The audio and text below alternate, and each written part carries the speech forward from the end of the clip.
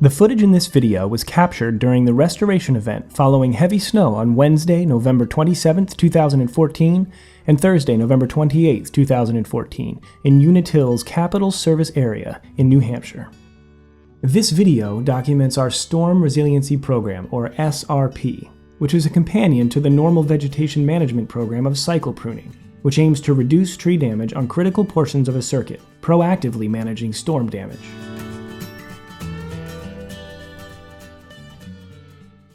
The road we are traveling on in this video shows a circuit in the last year of the 5-year pruning cycle. The road is due for pruning this year in 2015. This road is adjacent to roads that underwent storm resiliency pruning. Because of its proximity to an SRP circuit, it has a similar suburban environment and associated tree density, making it a good example of the difference between a circuit that is due for pruning and a circuit that has already undergone resiliency pruning. Here we see heavy regrowth. Regrowth is common for a circuit that is in its last year of its cycle. Under normal operation, less than 10% of the branches should come into contact with the phases and should not cause a problem. Take a look at the overhead electric wires here. The electric wires are on the very top of the pole. As you view the footage, keep in mind that branches under the wires and to the side of the wires don't cause electric outages. Here we see branches resting on the phases due to the excessive heavy wet snow. As you can see here, the phases are pushed down. This causes a fault and power is interrupted. Here is a limb that is broken and resting on the phases. This type of damage is typical of a wet snowstorm and was seen on many service lines following the 2014 Thanksgiving snowstorm. This road is in the middle of the 5-year pruning cycle and was last pruned in 2013. This illustrates the difference between a recently pruned area and one that has not yet undergone more extensive work as part of our resiliency program.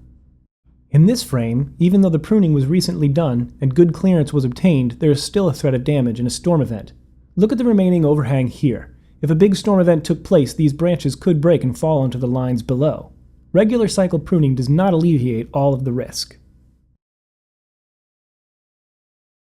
The footage from this video shows a line that underwent Storm Resiliency Program work in 2013. This work is in addition to ongoing pruning that occurs during the normal maintenance cycle. The goal of the resiliency work is to preserve utility and municipal critical infrastructure, incur less damage in a storm, and get critical facilities up and functioning in less time following a storm. The SRP areas you see pruned here in Bow serve 2,003 customers and 8 life safety, lifeline, and community resources. As you come down the hill here, you have a good view of the clearance delivered by the SRP program.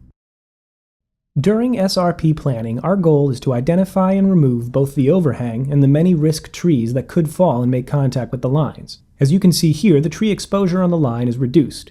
This area used to have the same tree density that still exists across the street. We removed a row of pines in order to clear the overhang and eliminate exposure, as you can see in this image. If we had not removed those trees, the heavy overhang drooping would cause breakage, possibly contacting the lines and causing an outage. Unitil does not remove trees without customer consent.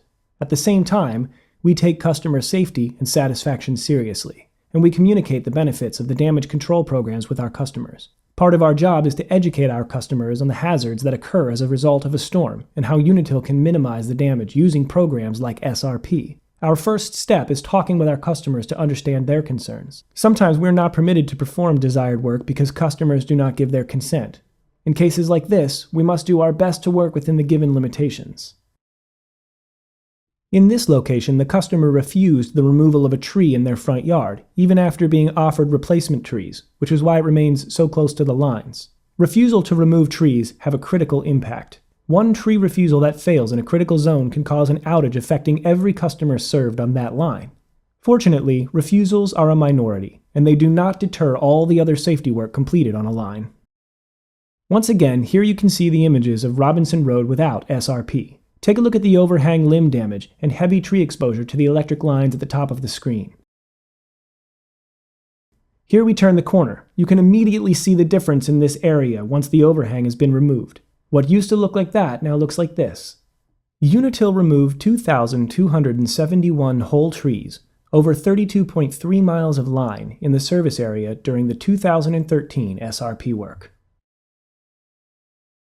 This is where the lines come out of the substation and run along Bobog Road. You can see how the tree overhang and exposure were removed, but there are still trees present. The overall character of the road remains. So why don't we remove the overhang on all our lines while cycle pruning is done?